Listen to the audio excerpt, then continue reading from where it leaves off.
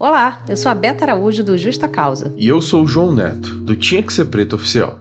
Este é o podcast Passado Presente, uma escuta consciente que analisa o passado para compreendermos o que acontece nos dias atuais.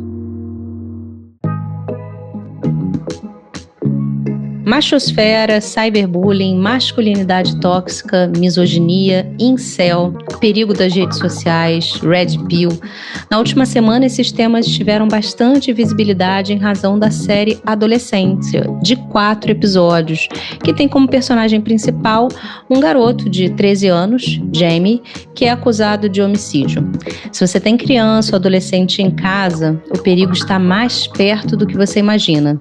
Fica aqui que hoje o tema será essa série e tudo que a gente pode aprender a partir dela.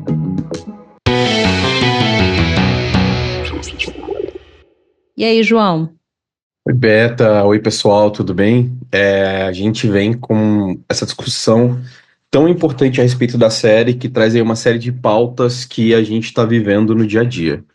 E, bom, vamos lá, vamos tentar falar sem dar tanto spoiler, porque para quem não viu, vale muito ainda a experiência. Eu acho que a gente pode começar falando que a série ela tem como objetivo, na verdade, trazer uma discussão, alertar. Isso não quer dizer que ela esgotou todos os temas, eu acredito que nem tenha sido esse o objetivo do diretor, do roteirista, mas chamar atenção, principalmente dos responsáveis, que têm crianças, adolescentes em casa, ou então pessoas que convivem, né? Eu sou madrinha, sou padrinho de crianças e adolescentes. É importante que a gente compreenda que a rede social, ela tem aspectos positivos, afinal, a gente tem o mundo nas mãos, e justamente por isso, nós temos também diversos aspectos negativos. Você concorda com isso, João? Com certeza, Beto. Eu acho que como tudo na sociedade, como tudo na humanidade, a gente tem muitas vantagens dentro da internet, né? O universo da internet é muito amplo para aprendizado, para crescimento, para diminuir distâncias, né? Acho que o nosso podcast é um ótimo exemplo disso. Você está no Rio de Janeiro, eu estou aqui em Brasília e a gente está gravando um podcast e mantendo uma amizade, trocando figurinha, conversando, falando sobre as atualidades numa distância de o quê? 1.000 quilômetros, mais ou menos. Então, a internet ela tem essa capacidade de aproximar as pessoas, porém, ao mesmo tempo, ela amplifica vozes. E quando a gente fala em amplificação de vozes, a gente precisa incluir também o cyberbullying, a violência de gênero, a violência racial, enfim, ela intensifica essas mensagens de ódio também. Exatamente. E aí a série já começa de uma forma bastante angustiante, porque a gente vê a polícia entrando na casa de uma família pacata, com o pai, com a mãe, a irmã e o rapaz que é o protagonista da série. Tem um mandado para entrar ali, já procurando ali o computador. E a gente vê aquele adolescente extremamente frágil, chorando, totalmente nervoso, dizendo o tempo todo que ele não fez nada, inclusive ele fica com tanto medo, não é, que ele faz xixi nas calças quando ele está encolhido ali, acuado na cama. Ele é levado para a delegacia, os pais vão logo atrás, e aí, como criminalista, eu sempre tenho também esse olhar de como que está sendo feito aquele procedimento, se é o adequado, se não é adequado, se ainda que aquela pessoa seja culpada lá na frente, isso só depois de uma instrução criminal, é preciso que sejam resguardados os seus direitos desde o início, principalmente se a gente fala de criança e de adolescente. E aí eu já queria até tirar uma dúvida de algumas pessoas, porque acreditam que criança ou adolescente não comete crime. De fato, não comete crime porque são menores de 18 anos e o nosso Código Penal tem esse critério biológico. Só a partir dos 18 anos você é, então, imputável, ou seja, pode responder pelos seus atos na esfera criminal. Mas isso não quer dizer que uma criança que pratique determinados atos não será responsabilizada. Isso porque o adolescente, no caso da série, ele vai cometer um ato infracional análogo ao crime. Então, por exemplo, ato infracional análogo ao crime de cyberbullying, ato infracional análogo ao homicídio, e ele vai ter a sua responsabilização na esfera criminal através das medidas socioeducativas. E uma delas é incrivelmente importante e que deve ser aplicada com a devida cautela, que é o cerceamento da liberdade. A gente tem a privação da liberdade de adolescentes que ficam acautelados, então, em lugares apropriados para a idade deles. E isso a série acaba acendendo essa discussão, né, Beta, também, sobre essa questão da punição para jovens infratores. No nosso caso aí na série, a gente tem um antagonista, vamos dizer assim, né, acho que ele é um protagonista antagonista, que é um jovem branco, a gente pode dizer ali que ele é de classe média baixa, né, a família dele não é rica, a gente vê ali o pai dele tem ali um furgão de quem faz trabalhos manuais e tudo mais. Mas ao mesmo tempo a gente vê a forma como ele é tratado desde o começo. Até o detetive, o Luke Bascombe, né? Não sei se eu estou pronunciando certo aqui, que é interpretado ali pelo Ashley Walters. Ele, durante o interrogatório do primeiro episódio, ele fala um pouco sobre isso, né? Que o pai fala: vocês entraram na minha casa, jogaram minha esposa no chão, minha filha no chão. Aí ele fala: não, se eu fiz isso, eu peço desculpas, mas eu preciso saber se eu fiz isso, porque eu tinha que seguir aqui um método padrão. Aí a filha até fala: não, ele não me jogou no chão, ele pediu para me abaixar e tudo mais. Então é legal você trazer esse ponto, assim, eu realmente fico muito curioso, porque não sei se a questão jurídica, né, britânica é muito diferente da nossa, mas em diversos momentos, a forma como a polícia aborda, eu fico no questionamento de, velho, será que podia ser assim? Né? Será que o cara não vai responder por causa disso e tudo mais? Só que essa questão, tanto da forma como a polícia faz as abordagens e essa questão da punição também, ali pro personagem, o Jamie, né? Marca muito a discussão em relação a como que a gente lida com crimes hediondos para jovens, né? Porque ali a gente tem um adolescente. Perfeito. E aí, como a gente sempre traz as questões raciais e de gênero aqui, não tem como não traçarmos paralelos com relação à cor daquele adolescente. Será que seria o mesmo tratamento se o acusado tivesse uma outra cor? E aí eu queria citar uma série que é incrível, mas que obviamente desperta gatilhos em pessoas negras, que é o Olhos que Condenam. E que naquele caso os meninos sequer eram culpados de qualquer coisa. Só que a forma pela qual eles foram tratados pela polícia é totalmente diferente, certo? Eu vou te confessar que eu levei umas 2, 3 semanas ali para conseguir passar pro segundo episódio de Olhos que Condenam. Primeiro porque o elenco atua muito bem mesmo. A gente tem ali cinco, na verdade, né? 5 adolescentes que conseguiram transmitir toda a angústia que a gente sentiria estando no lugar deles. E fora isso, eu acho que eles conseguiram trazer um pouco ali, vamos dizer, uns 90, 80% do que os jovens na vida real passaram, né? Que é baseado em uma história real, diferente de adolescência que até o ator que faz o pai, eu esqueci o nome dele aqui agora, que ele também é produtor da série. Ele fala sobre. Ele foi questionado, né, se a história era baseada em uma história real. Ele falou: olha, não é baseado em uma história real, mas numa sequência de histórias relacionadas que tiveram um desfecho parecido. Então eu tô trazendo um pouco disso, né, que ele fala ali na entrevista, dentro da série, e ele até se questiona, fala: nossa, o que está acontecendo com os nossos jovens que estão cedendo tanto à violência assim dentro das escolas, enfim, dentro desses fóruns, dentro de várias influências ali de discurso de ódio e promovendo discurso de ódio também. E Olhos que Condenam traz exatamente, né, essa diferença ali de tratamento. A gente também tem que analisar que são países diferentes, mas a gente obviamente sabe que o tratamento seria diferente da mesma forma, que é assim em quase todos os lugares do mundo, mas é uma série de muitos gatilhos e, enfim, de muita violência, né, de muita dor ali que a gente consegue acompanhar. Exatamente.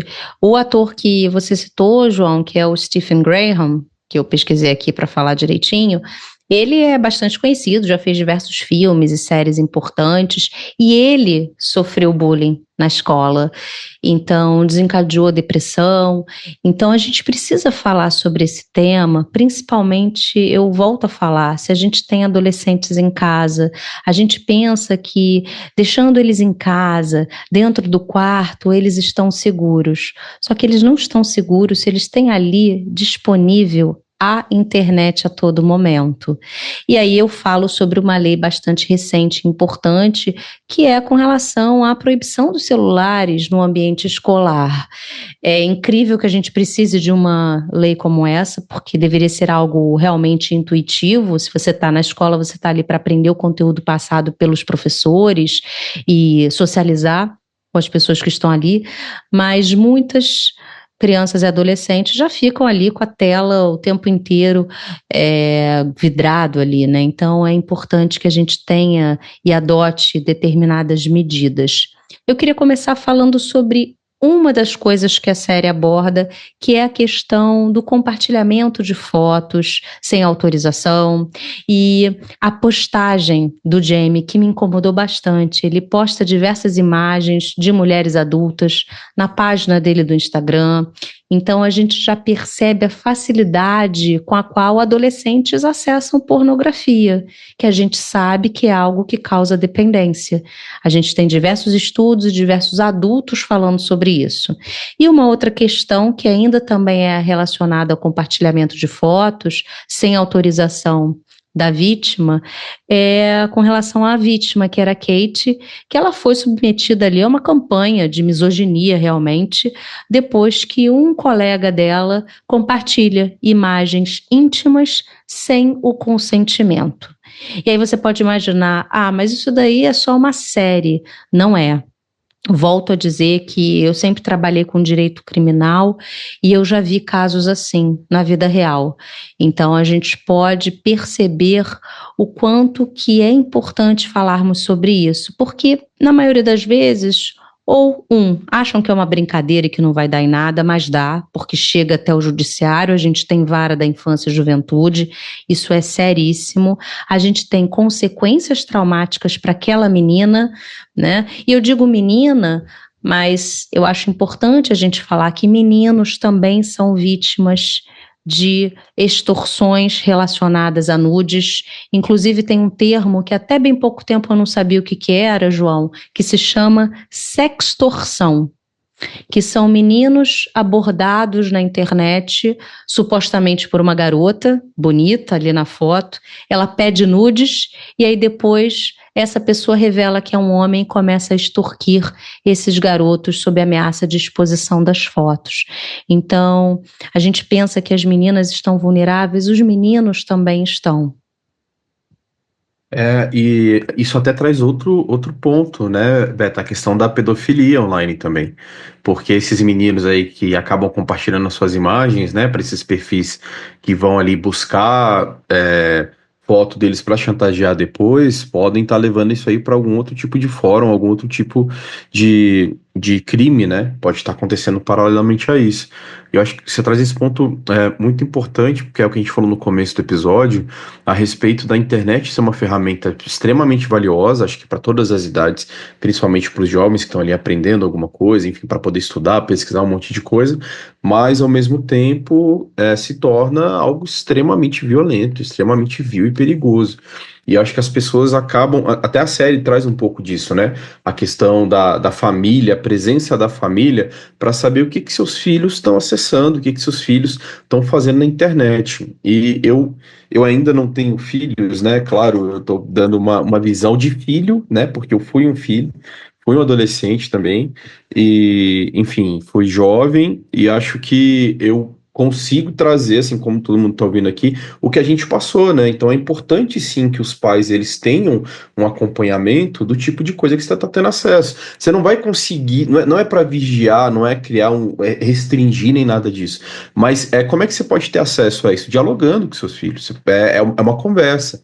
E a gente percebe, principalmente ali no final do primeiro episódio, sem dar spoiler nem nada, mas a gente percebe que os pais não sabiam de nada do que estava acontecendo dentro da própria casa, né, com o filho. Então, aquele choque que eles ficam se negando o tempo inteiro, não, não, não, não, mas vocês confundiram, pegaram a pessoa errada, se confundiram, se confundiram. E a série, ela traz essa mensagem muito clara, né, fala assim, olha, tudo que acontece não é que os pais são os culpados, 100% culpados, não, mas é uma necessidade de se acompanhar, sim. E quando a gente vê essa questão mesmo da proibição do celular nas escolas, a gente acaba vendo um pouco disso na série também, que é o quê? É um grupo de jovens, assim, quase a escola inteira, dá até uma aflição no episódio ali que mostra a escola, porque vê o quanto que os professores estão no burnout absurdo, porque todas as salas têm ali os alunos revoltados, né, vamos dizer assim, que ficam fazendo piadinha, ridicularizando toda hora. Os professores, eles estão com uma paciência zero, porque a gente ainda tem a ideia, né, da romantização da educação, dos educadores ali, educadoras, como pessoas iluminadas que fazem um trabalho de cuidar do filho dos outros e tudo mais, só que eles precisam lidar com os filhos dos outros sem nenhum tipo de limite, nenhum tipo de educação social, e acabam se frustrando, né? Tanto que tem até um diálogo ali, que acho que vale comentar porque não estraga nada, que é entre dois professores falando, nossa, mas acho que é importante a gente falar sobre o luto, né? A nossa aluna que faleceu. Aí outro professor responde, além de segurança, a gente também vai ter que ser terapeuta agora, assim. Às vezes causa um estranhamento em vez, fala, nossa, que falta de empatia. Só que ao longo do episódio a gente percebe o porquê que esse professor tá tão sobrecarregado, tão cansado com tudo que está acontecendo. E é claro que a série vai tocar em pontos desconfortáveis e em algum momento você vai ter alguma passagem que seja mais marcante para você. Muitas pessoas falam a questão do episódio 3, que ele tem ali aquela entrevista com a psicóloga, e de fato é algo brilhante a atuação dos dois ali em cena. Vale, inclusive, falar que a série toda é filmada em plano sequência, o que a gente já então destaca a qualidade absurda daqueles profissionais ali envolvidos. E aí, a que mais me tocou, a cena que mais me tocou realmente foi a do policial, que a gente vê ali no início do episódio, do primeiro episódio, percebe que ele não tem tanto contato com o filho, não tem tanta intimidade com ele, deixa ali para a mulher cuidar, né? É a mãe, ela vai ver se ele vai ou não à escola, enfim. E quando acontece esse caso e ele vai à escola e ele percebe como as coisas são, ele imediatamente chama o filho depois para almoçar com ele. O filho, inclusive, estranha esse convite, porque provavelmente não era habitual do pai fazer isso, provavelmente é um pai que é mais distante dele, não tem tanta conexão com aquele menino, e aí a gente percebe como que vira a chave, como que aquele pai vê o quanto que é importante você estar próximo do seu filho. E aí, trazendo para a questão da masculinidade tóxica, isso é algo que precisa muito ser trabalhado. A questão de afeto entre homens, entre pai e filho, a questão de dizer eu te amo, de beijar, de abraçar, que é algo que em gerações anteriores, por vezes, não acontecia. E que a gente vê que tem tido um movimento com relação a isso de mudança.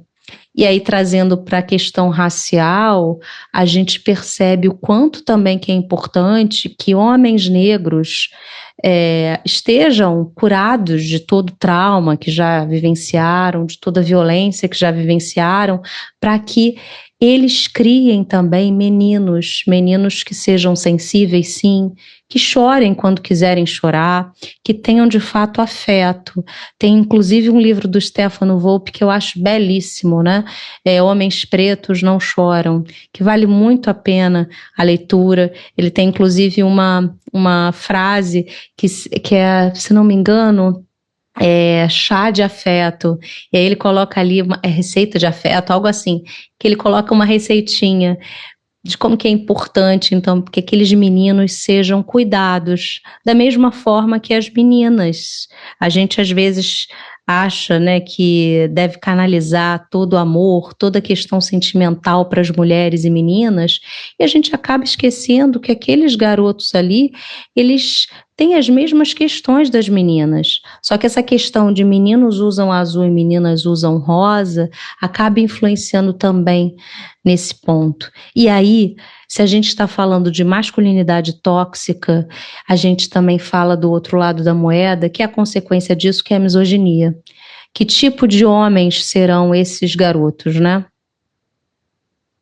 Perfeito, Beta. Eu vou fazer um breve comentário a respeito do plano de sequência, que é uma técnica assim, muito desafiadora. A gente percebe que filmes como Birdman, 1917, Gravidade, até 12 anos de escravidão, tem uma cena também de plano de sequência.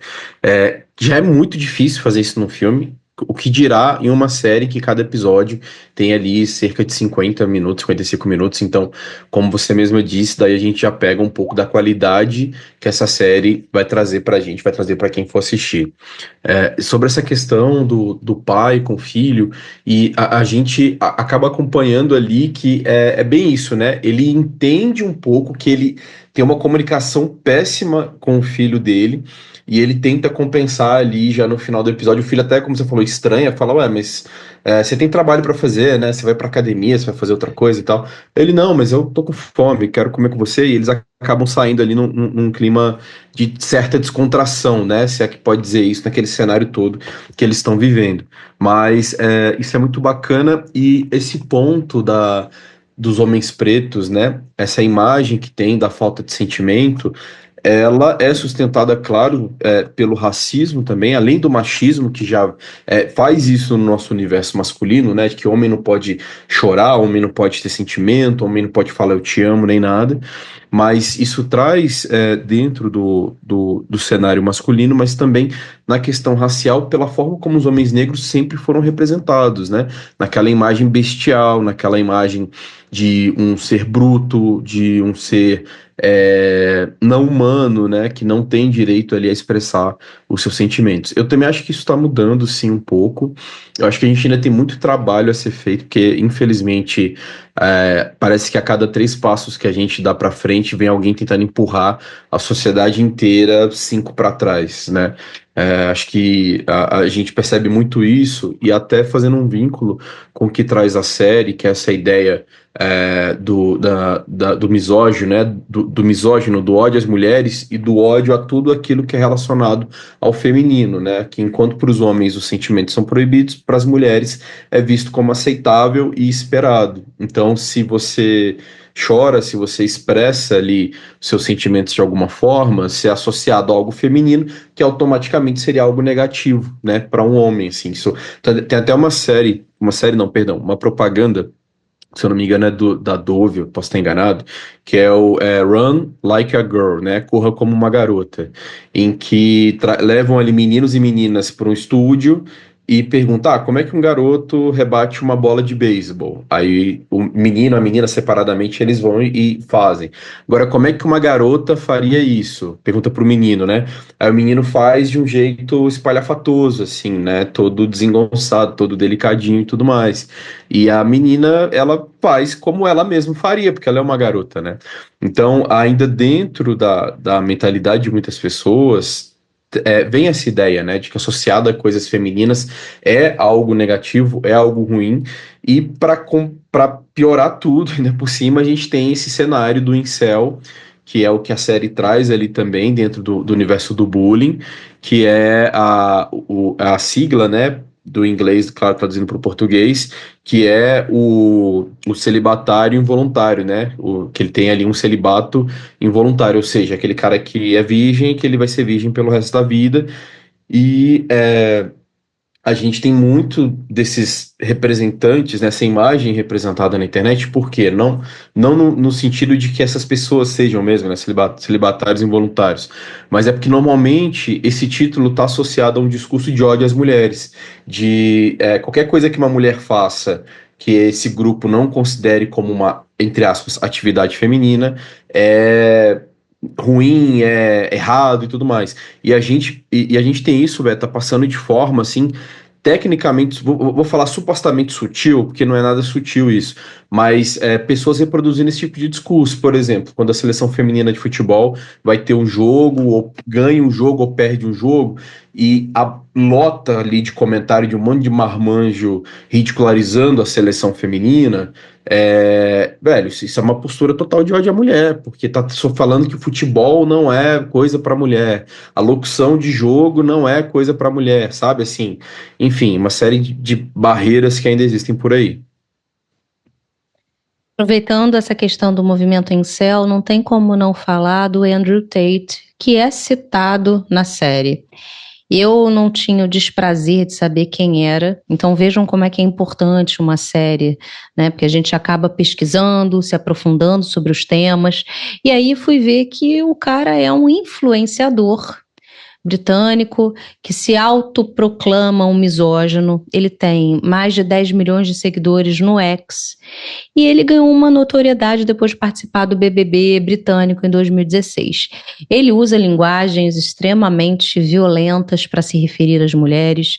Inclusive, em um dos textos ele fala: "Eu amo te estuprar". Na Romênia, ele tem acusações pendendo sobre ele de estupro, tráfico de pessoas e formação de grupo criminoso para explorar sexualmente as mulheres, porque, segundo ele, ele tem uma indústria do entretenimento adulto. E aí, olha só como é que ele se refere a isso. Abre aspas. Meu trabalho era conhecer uma garota, sair em alguns encontros, dormir com ela, testar se ela era de qualidade, fazer com que ela se apaixonasse por mim e fizesse tudo o que eu dissesse, e depois colocá-la na webcam para ficarmos ricos juntos. Então, esse é o nível de influenciadora que as crianças e adolescentes estão expostas. Então, a gente precisa cuidar do que o seu filho está vendo no YouTube. Não ligue a televisão e vá fazer as suas coisas e deixe ali o YouTube aberto. Saiba quais são os sites que ele está acessando. Ah, mas isso é um controle.